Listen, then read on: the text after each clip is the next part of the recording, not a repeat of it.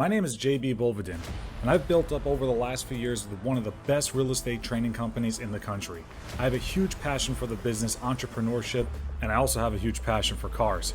So I decided to get the best real estate entrepreneurs in the country, interview them, and we go through a step-by-step process of what they did to get to where they are today, and we do it driving in some of the best cars on the planet. This is Hot Rides in Real Estate.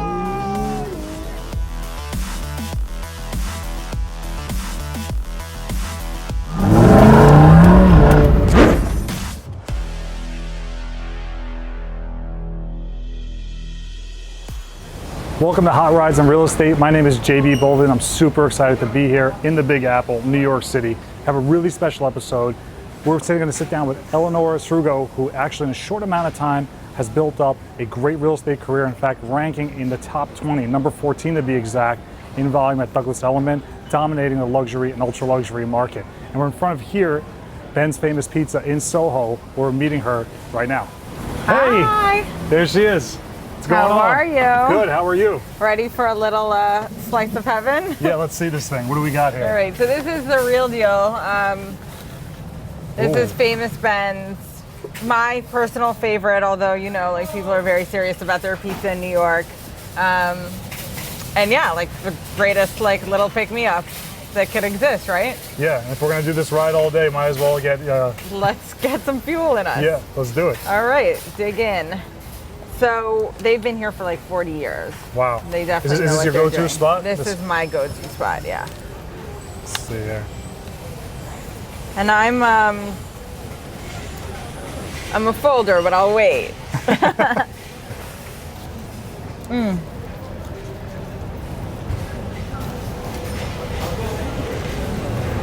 Smells so good.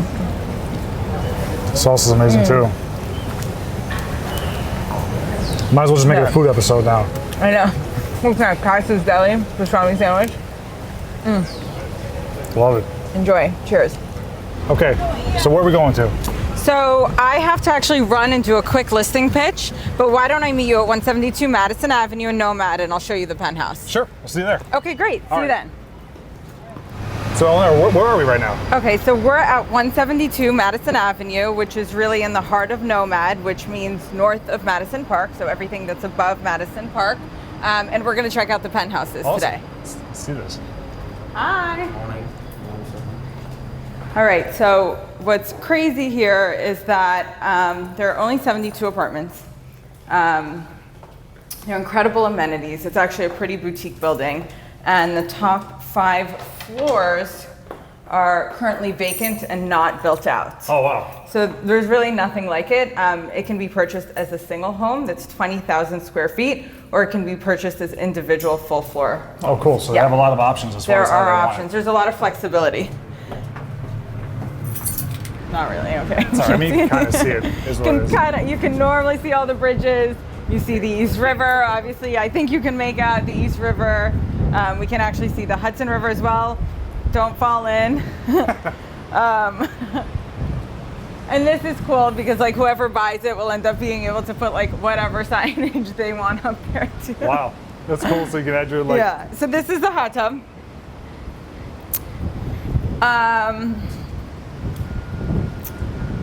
Do people freak out about that? I do.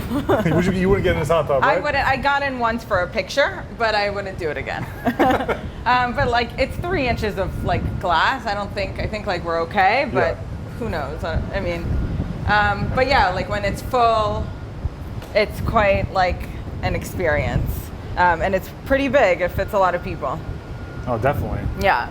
What? I just like always imagine like that falling off and me like going flying. I'm like, how long will it take me to come down?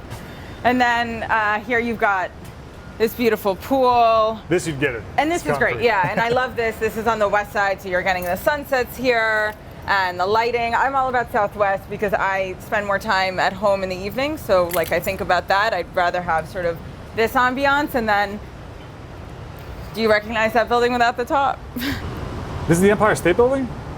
I'm always watching it. I'm always seeing it from the ground. I can't tell if you're kidding or not. Like I really, I was like, I hope you're kidding. Actually, one of my favorite buildings in New York is that little one. It's the Polish Embassy.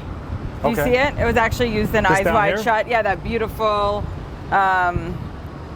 Parisian style with the, yeah.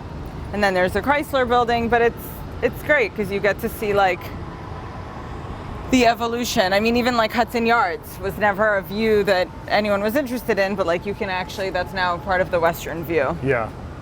Yeah. Oh, for sure. How much square footage of balcony do you have here? I think about 1,800. And like I said, it's very customizable on the inside. I don't actually know if we can walk in this way.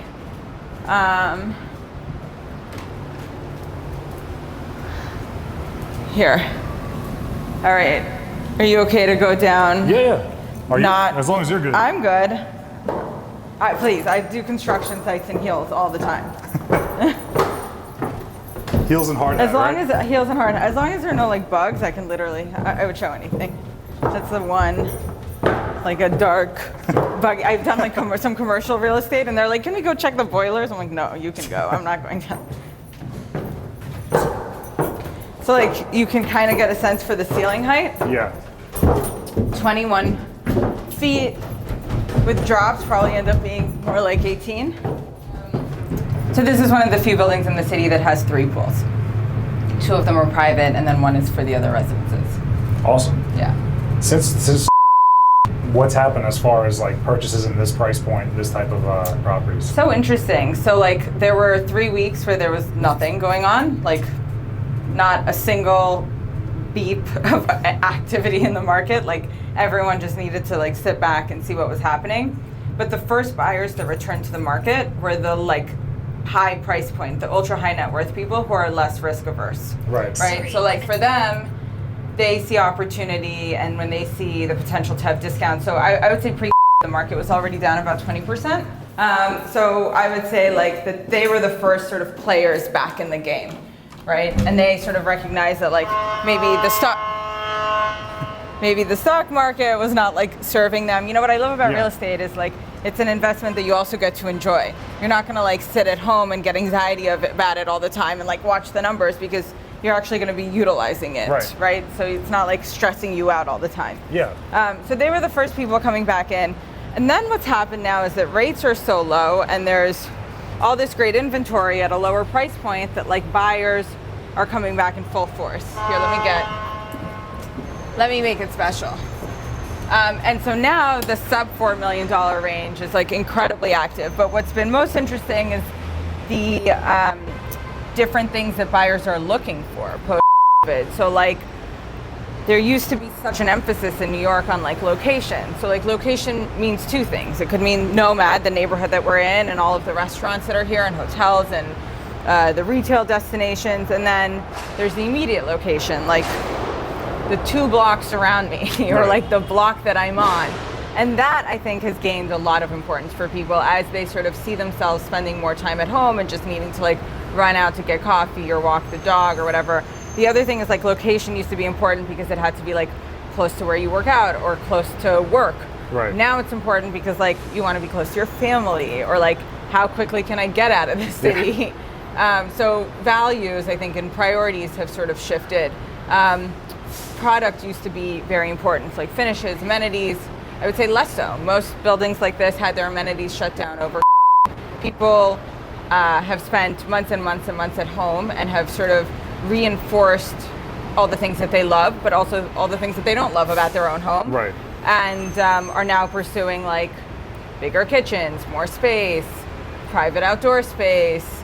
They're thinking more like home than apartment now. 100%. Gotcha. Yeah. Like a place where I can work, a place where I can host dinner parties if the restaurants are closed. So the people that you saw leave, are they interested in coming back right now, that clientele, or are they kind of waiting? It's twofold. So there are definitely those that will 100% come back. They have to. I actually think that what's happening now is that all of these big companies have spent so much money on office space to make it like friendly, right? Like they have expanded, they've put separation, they've made it all sanitary, like they've put all these things in that they're like, now we've made this a safe place for you to work. So like it might soon, maybe not quite yet, be time for you to start coming back to the office because like I don't think that there's anything that can ever replace like old school human interaction, Yeah, I right? agree. In terms of like the energy and the magic and Yeah. the productivity that can occur when people actually come together and brainstorm and share ideas. So I think that like big companies are seeing that too, and that people will eventually need to come back. I think there are a lot of people that got out before June and are like, I may as well not be a New York resident this year. Right. Like I may as well be a resident of another state. And then, yeah, like there are certainly people who have moved to the suburbs like maybe sooner than they thought they would and are enjoying, like secondary markets are on fire. I mean, the Yeah. Hamptons market was like untouchable this summer. Yeah. It was so interesting. Like I had a client who essentially didn't have a budget, could not find a place to live this summer. So it's incredible, crazy. right? It's incredible. But that's why I think like something like this is actually very well suited for like the times that we're living in, because like it sort of keeps everything here. It's not a shared pool. It's not with anyone else. It's like totally your own. Yeah. So there are 18-foot ceilings in here. I don't even know if lights are working. And 4 bedrooms. Yeah, this is nice. It does have a homey feel. Yeah. And actually you see like once the doors are closed, you're not going to hear anything from outside. Yeah. Yeah. And here it's Feel pretty tight. quiet. Yeah. So let's see the, Sort of create your own view. yeah. You want to see the rest? Yeah. Let me see. Since we have, Hi, my name is Ryan Riddle, Director of Sales here at Cliffco Mortgage Bankers. I hope you're enjoying the show. Hey, listen, in 2021, we want to see you and all our referral partners succeed. So we have created a revolutionary way of transforming the real estate industry. If you want to become a mega agent, contact us now at success@cliffcomortgagebankers.com. Thank you. awesome. That was awesome. Thanks for showing me. Sure. So what's next? Let me get an Uber. You know what? I might have something better than that. Let me show you.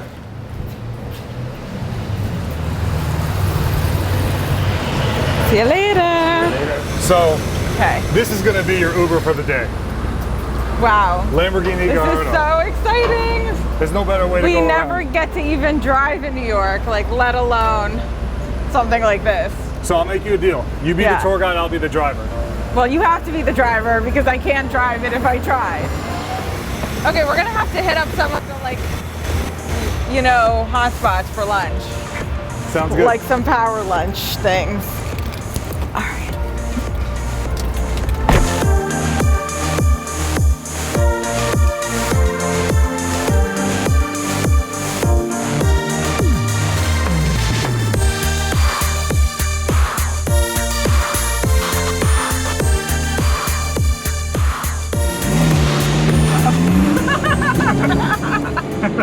So, you know, what you showed us at your last property was pretty awesome. Yeah. And a lot of people getting into real estate, they look at luxury and ultra luxury real estate as something that's like out of reach. And in a short amount of time, like how does someone actually get their foot in the door and kind of start like understanding what they need to do and how they need to do to actually break into that market?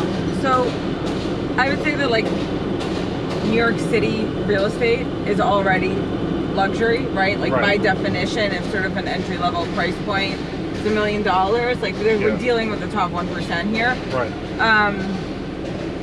So it's interesting because I get this a lot. I have agents who are like, oh, like you should start off with rentals and then do sales.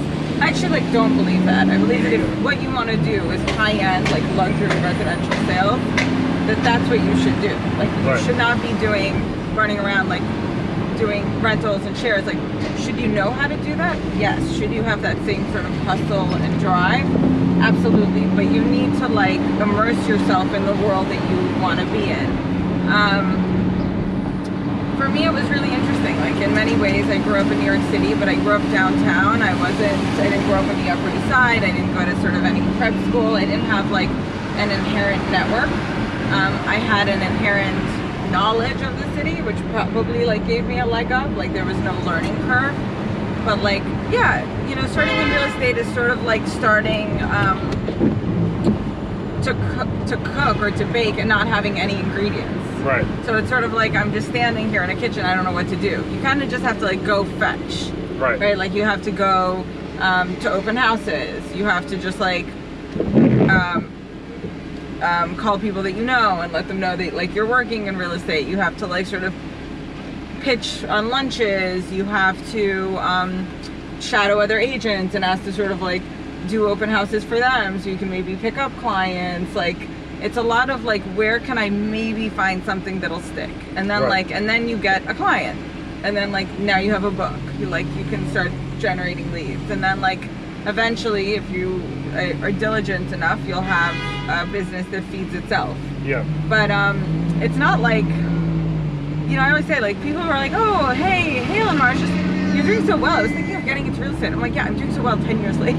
Like, I'm not just doing well because, like, I thought of doing it as, like, a side job and, like, Right. got lucky with one deal. Sure, there's a lot of luck, but for every luck, there's a lot of no luck, right? Exactly. Like, it's like playing the lottery sometimes, right? Like, I could work for years and years and years on a client and, like, be so sure that they're going to buy a $10 million apartment, and then like, and we'll look at 100 things, and then like something will happen and they'll have to relocate to the West Coast, And that's and we haven't bought anything.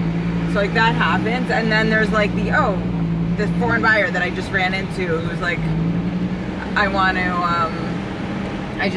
this. I saw 3 apartments and like, this is what I want, and let's buy it. yeah. So like they both happen. So Okay. let's talk about the 10 years ago then. Yeah. When you like, how did you even get into this business? So like real estate wasn't, I think like now like real estate is sort of like an aspirational job. Like people see you as an advisor, as a consultant. Like there's glamour and like a little sexiness to it. It actually is. I mean, you're a salesperson, but you're like a salesperson to the largest purchase most people will ever make in their lives, right? So like you're dealing unless you're like helping people like buy boats, planes, or art. Like this is it. But at the time, like we didn't have those TV shows. Like HGTV wasn't a big thing. $1 Million Listing wasn't a thing. Even like all of these websites right now that have tried to like elevate the industry and keep things very streamlined, like Zillow and Street Easy and Trulia and Apartments.com, like none of that existed. It was like the newspaper and Craigslist. Right. So it was not like something, you didn't like grow up being like, I want to get into real estate sales, brokerage, the job, like, especially not someone who like went to college for 4 years and worked so hard to like get into college and graduate with honors. Like, what am I gonna like get my license in 2 weeks and then like that's my career? Yeah. So it definitely wasn't like what I wanted to do, but like looking back, it was everything I wanted to do because growing up, I knew I love my city. I always say like I was raised by a single mother in the city, but like she did have a co-parent, and that's New York City. Like Wow. It was like I feel almost like the birth, birth of this place. So I love it, and so like having a career that has everything to do with the city was important to me. I also like when I was younger and would like visualize myself as an adult. Right. Would visualize myself like running around, like being mobile. Yeah. Or like, so it wasn't like showing apartments at the time because that's not how I recognized it. But I certainly like didn't like dream of myself like sitting at a desk or like performing on stage or anything like that. Like I very much had a vision of myself like running around, like taking meetings or whatever. And so like after college, so like I was well suited, I think, for the job anyway. I just like didn't maybe recognize it. I knew that I wanted to be in business. I was always like a math girl, and I was like CFO in my high school, like student union. Like business was certainly sort of my thing. And I got like a very straight. Okay. Like I felt. Oh, we're just pulling over still. Yeah. Just. Okay. I got a very like traditional post-college job. I worked at Comcast Networks, which at the time owned E-Style Network, Golf Channel, and G4. It was before they were purchased by NBC Universal. And look, it was like a great sort of setup if I wanted a career in media and ad sales. It wasn't a great setup if I wanted to work at E, because then I felt like I really needed to move to LA, and that's a deal breaker. That's like one thing, even at 22, I knew about my life. It had to be in New York. And I just couldn't like work. Like I was so good, and I was like helping the team so much, and everyone like loved me. And 8 months in, I was like, great, like shouldn't I get something for that? And they were like, you're not actually allowed to pitch your promotion until like you've been at the company for 2 years, and then you're allowed to like do your pitch. I'm like 2 years, and then I have to like create a PowerPoint and pitch it. Like, No, that's. it's not. What about shouldn't it be like a merit-based promotion, like on how well it is doing? So like, yeah, I met a real estate agent at the time. He was actually the #1 agent in the city. He had been that for about 10 years. He had over 1,000 apartments in inventory, like in active listings. And he was like, yeah, get your license and like come to work. He's like, and that was it. And then like I had to like come to work at like 8 a.m. and like I had to do, it was crazy. It was like sort of military academy for real estate. Like Yeah. you have to do 4 deals a month. Like you have, no matter what. Like he was like, I don't care if you have to like do $1,000 rental. Like you're closing 4 deals a month. That's good though. Yeah, it was great. And like I didn't get paid like on all the team's listings. Like I'd get paid like $500. Like Wow. the incentive was to create more business, right? Like not to like just sit back and do a showing. He was like, anyone can do a showing. Like I could pay someone $50. You're lucky you're getting $500 for all these showings. Like, Right. although like I would argue that there is an art to showing and showing well. Yes. What he was really trying to do was say, at that showing, you're meeting someone, whether it's a broker or buyer directly, that's a connection for you to make, and, Yeah. and that'll pay off one day. So this is my hood. I grew up on Broadway, and Soho's so interesting because it like was really sort of an enclave for artists, right? It's mostly old manufacturing lofts, but it became a place for artists in the late 70s, predominantly in the 80s and 90s, and wasn't necessarily considered like a good neighborhood. Right. I don't know if you've ever seen like Ghost. Yeah. So like they're artists living in a Soho loft, and that's where he gets like mugged and murdered. Yeah. And there was actually, it's so interesting, like we moved to Soho in 92. It was only a few years after this like very well publicized kidnapping in the neighborhood. Like it was not a safe place, but my parents were artists. This is where they wanted to be. And it was great. Like I went to some random preschool in a loft here called like New Friends. Very odd. It was sort of just like this woman from like Ecuador who was like, I'm gonna like have a preschool here. And yeah, it was like a great place. There's not much left of like the original bars and restaurants. Like this place, Finale's been here forever. But most of them have sort of come and gone. And then what happened was like when big retailers were looking for something different and more editorial, like Prada came in here. They were probably one of the first. This was different because this is where the artists were. So to come here was sort of being a little unique or off the traditional path of sort of Madison and Fifth. And then it honestly just sort of boomed, right? Like 97 to 2000, Soho was like night and day. And then after 2000, it was like, this is exactly where you want to be. The building that I grew up in was purchased by a family in the late 70s for a little over $200,000, and they sold it for $18 million in 2000. Wow. Yeah. So just like the story of Unheard real of estate. growth. I don't think anywhere in the country there's that type of growth. No, they appreciate, well, Manhattan's an island. That's like Yeah. the beauty of our inventories, that ultimately it's limited. There's, Yeah. I mean, we could go up, but we can't really go up everywhere because there's a lot of landfill, so we have to control that. But yeah, like what we have is what we have. So like West Broadway is one of these weird streets, so like you can't the entire way, but like there's good people watching. So like this is crazy to me that this is really a product both of the taxes in the city, the changing nature, I think, of like retail spending and but like you used to have to fight to get retail space in Soho. Yeah. 10 years ago, like retail in Soho was everything. Every retailer like needed to have an outpost here, everyone, no matter what. And now if you look at it, there are so many empty places. It's not. Well, look. How long ago when did that start? I think no one recognized. By the way, here we are at Cipriani. This is probably the only place in the city where you would actually see these types of cars parked outside all day and night. I was here last night. Do we need to close the windows?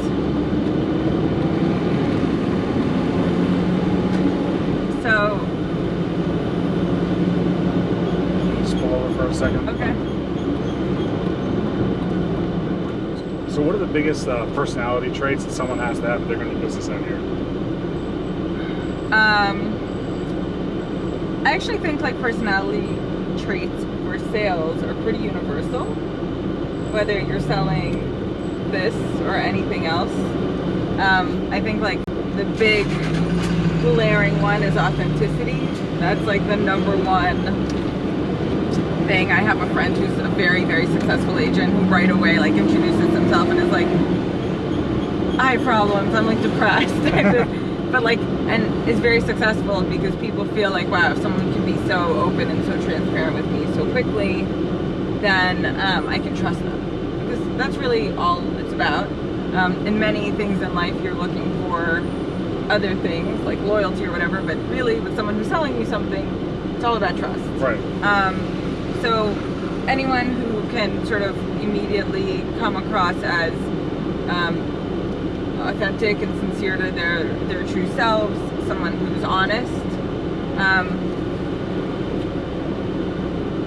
A lot of my friends sort of believe in like a positive mindset, and I'm all about that, but I really believe that like hard work is not always fun. Gaining knowledge is not the fun part of the process, but I believe in a knowledge-based approach to anything in sales. I believe like that you should know, you should be the expert. I mean, if I am going to trust you, I want to trust that you are, that you know everything and that you're being transparent with me about what you may or may not know about anything. So I would say like for me, knowledge is probably like the most important thing. Like a real, I know what I'm talking about, sort of like, and I have information that isn't Left here. yeah, that isn't so like readily accessible online, because like now we do have a lot of transparency in real estate. Like you can easily find out what something's sold for and even get pretty specific details on the deal, and you now have a record. So like when things weren't online, like you didn't know what the condition was of the other apartment or something, but now like you can very easily compare. So the comps are very readily accessible to anyone. So then I always ask agents like who are starting out, who go up to me like, what is your added value? Like what can you share and how are you guiding this experience? So like what do you know about the building, the apartment, the neighborhood, the buyer, right? Right. That like that makes you the expert. Like why should they trust you with this? Yeah, so I would say authenticity for sales. I don't know, do you have a different? Well, I like that. I mean, I think to do business anywhere, but especially in New York City, you need thick skin. Yeah, Like interesting. you got to be able to also handle rejection well. Yeah. You got to be able to work hard in exchange for nothing in the beginning. Well, there's exchange well, and experience. There's right. experience, but like I consider the beginning of it an apprenticeship. right, exactly. It's not an exchange for nothing. So get ready to make a left on Chambers, which is, do you see that bridge over there? It's called the Tribeca Bridge. Tribeca Bridge up here, right? Yeah, this thing, so that was actually built for the students so that Is they it where wouldn't these have guys to are cross turning here the or after highway. It's after. It's a white. It's the next one. They want me to pass them. I'm just passing.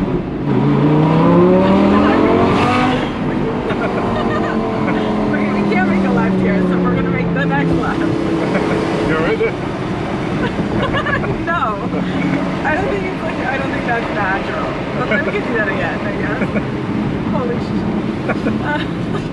So this was probably something that like I definitely didn't appreciate, like as a high school student, that I could just like go on lunch break and like sit out here because it's quite magical. But now as an adult, especially like someone who sells real estate, and I know how much people pay for these views, Right. I feel very privileged to have been here. Like obviously it was a public school, I'm not privileged in that sense.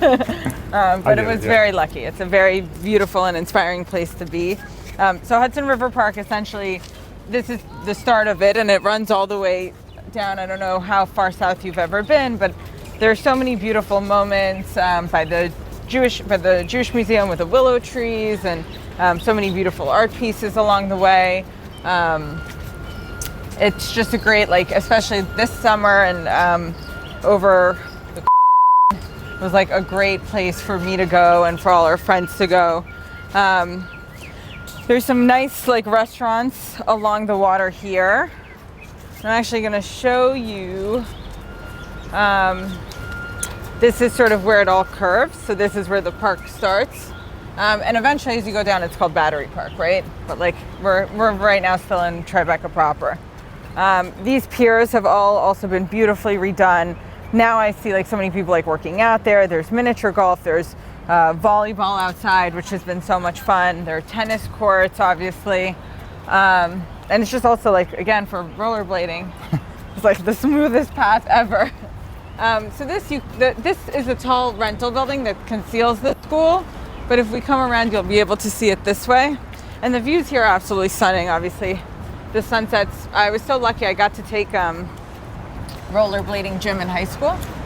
They had that? Yeah, Wow. yeah, but it was a 7 a.m. class. You couldn't take it any later. But yeah, like basically instead of phys ed, you would put your rollerblades on and go up and down for whatever, for the period. That's pretty cool. It was very cool. The other not so pleasant memory of this is actually, so I was in school here.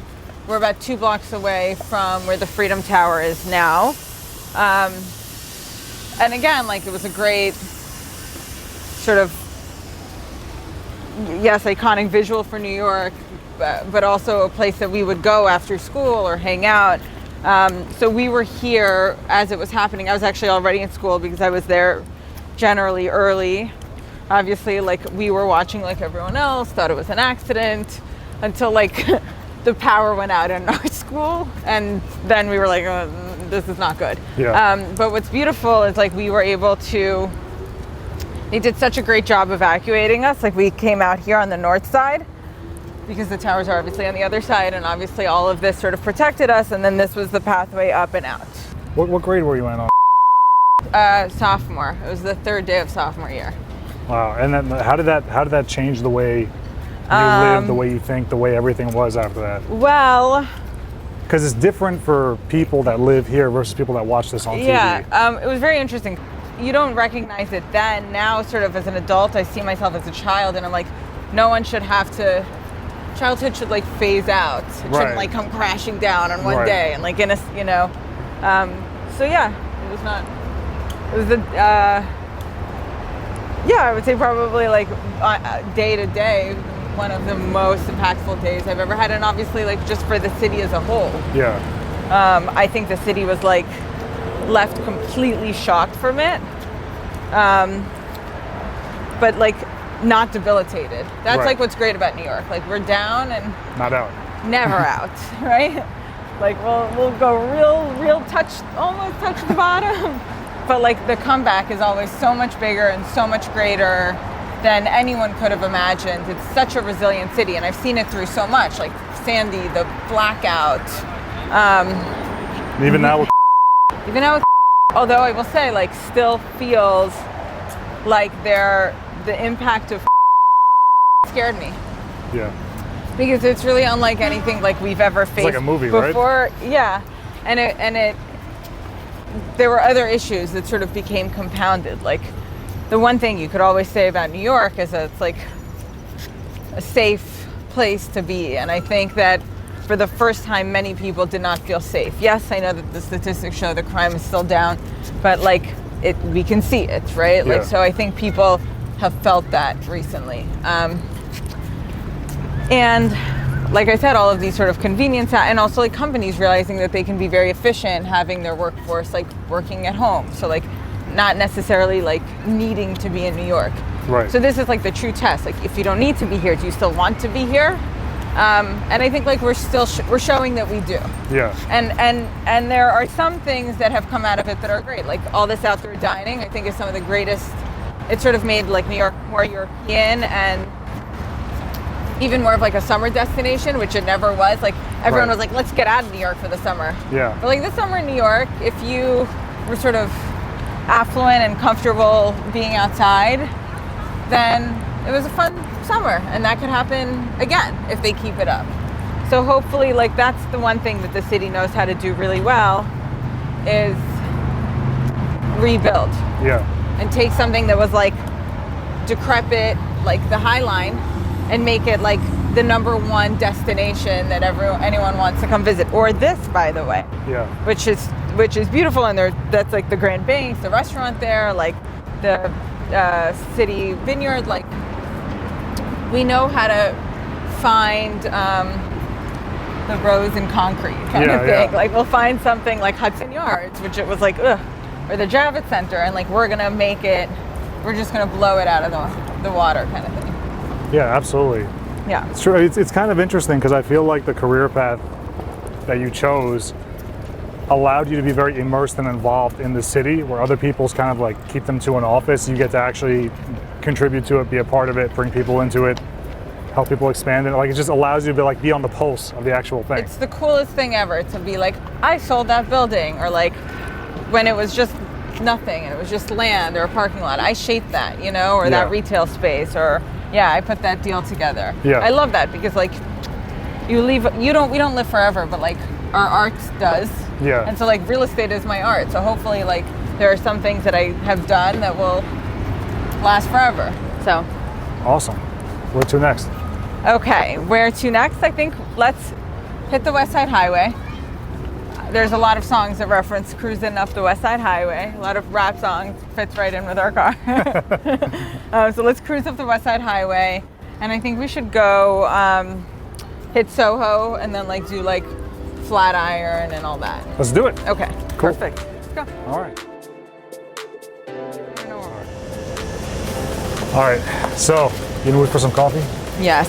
All right. I don't drink coffee, You but I'll get don't? something there. So what do you do to get up? I don't know. I just get up. I haven't used an alarm clock in like 2 Really? something years. I wake up at like 4 a.m. every day. Okay, well, I need like my first, and then we'll take it from there. Let's hit up SoHo, and then we'll go north. Sure.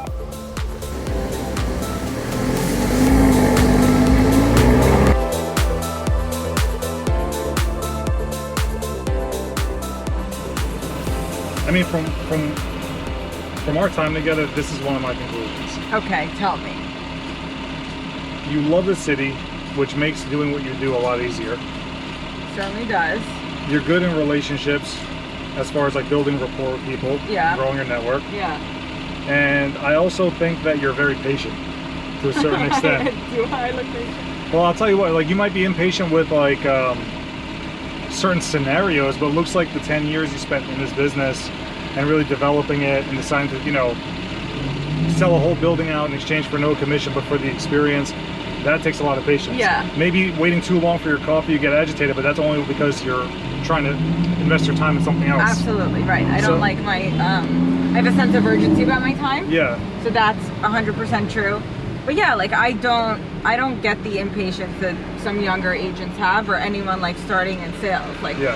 I think I really do. Like, some people are getting into sales and are like, oh, sales money, and it simply just doesn't work that way. Yeah. You are building a career, even though this is the most untraditional career, so it's non-corporate. That's the only approach that you have to have. You're putting building blocks down. You're starting sort of with baby steps. You have to put in the work. There is no shortcut for that. Right. And that's what I find, like some agents like see it on television and they see like agents be like, yeah, boom, now I just did that, and like if I just work hard, fake it till you make it, I'll get it done. Right. Well, there's substance behind that, right? Like, Yeah. you have to really like know your stuff. It's important to any business, Right. and that part can't be skipped. And I find that that's the part that people so often want to skip. Like, you need to actually, like, you can't just like show me the apartment. On the most basic level, that's what we do. We show homes. Right. But like, and by the way, that like is my biggest pet peeve when an agent's like, no one's available to show Thursday. I'm like, well, Isn't that make you- someone available. Like, Yeah. I'm sorry, like, you were hired to sell a listing. You could theoretically make $30,000. That would be the bare minimum in New York. Like, can you please show, or find someone who can show, or pay someone to show? Like, on the most basic level, it's your obligation to your seller to show. But beyond that, like, you need to also convince me like why I should buy. Yeah. And you need to have the purchase process for people is very different. For some, it's very visual. For some, it's very romantic and aspirational and sort of scenario driven. For someone has to be more analytical. Right. And you need to actually have the argument made for all of those. Yeah. And then that sort of presents the perfect picture. But I think all of those presentations are made best when you have information to share. Of course. Right? Like this is what this sold for above, below, on the side. So 26 is good. There's all these squares in New York, Union, Madison, and then like you can never go across, but 26 is like a good, safe street to always go across. What's your, this might be a little controversial, Please.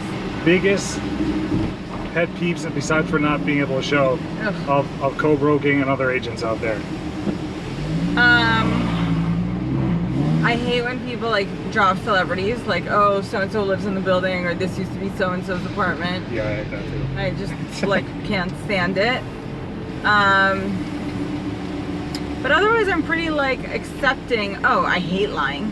Yeah. If I ask you like what marble is, I don't know. I show like all these homes. You think I remember all the finishes? Like, it's totally fine to be like, I'll get back to you. Like, don't make up some dumb story that you don't know. That's probably, but I'm pretty like, I give a lot of slack to agents because like I recognize that a lot of them are like just starting out. And then also like those who can't, timing is a big one. Like we sort of have an industry standard that's like 20 minutes is like you should be flexible because like, look, you're making appointments back to back. You don't always know like if your buyer will love one of them or want to stay or hang. So like I'm okay with like a 20-minute buffer. But like beyond that, like I've once waited for someone for like 2-3 hours and then like the buyer like didn't even show up, and then like yeah, so like open communication, like, oh, we're delayed, oh, there's a parade, like, oh, this is like why we're not showing up on time. All right. Well, thank you so much. Appreciate it, everything. It's been great. I don't even know if I can get a hug in here, but like we'll just. I don't know. We'll try. Want to see more hot rides in real estate? Don't forget to like, subscribe, and comment. We'll catch you on the next one.